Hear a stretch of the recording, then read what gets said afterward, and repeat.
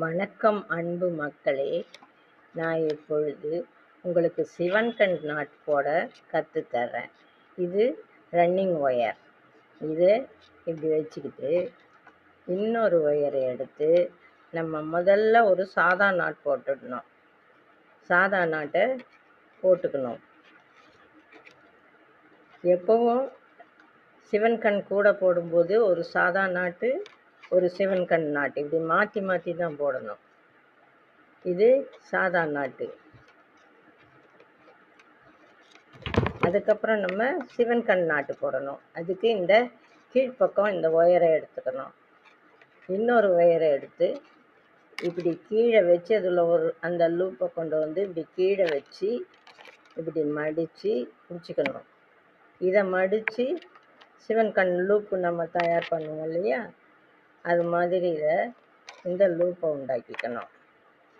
உண்டாக்கிட்டு இந்த left wire இருக்குது பாருங்கள், ரெட்டில் லெஃப்ட்டு சைடு கொண்டு வந்து இதை இப்படி ரோஸ் ஒயரில் விட்டு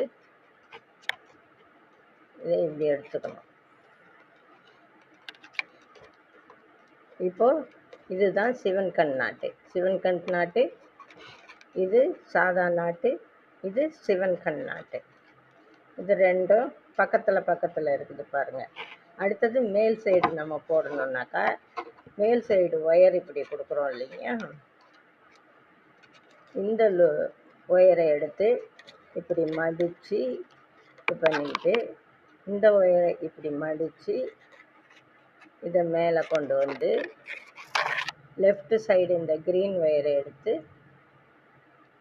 இதுக்குள்ளே கொடுத்து இப்படி இழுத்துக்கணும். இப்போது இதுக்கான நாட்டு கிடச்சிருச்சு. இது சாதா நாட்டு, இது சிவன் கண் நாட்டு, இது சிவன் கண் நாட்டு, இது சாதா நாட்டு. அப்படி தான் மாற்றி மாற்றி வரும்.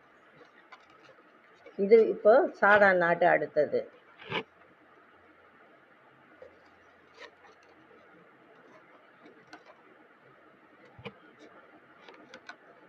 பாருங்க, இது சாதா நாட்டு, இது சிவன் கண் நாட்டு, இது சிவன் கண் நாட்டு, இது சாதா நாட்டு.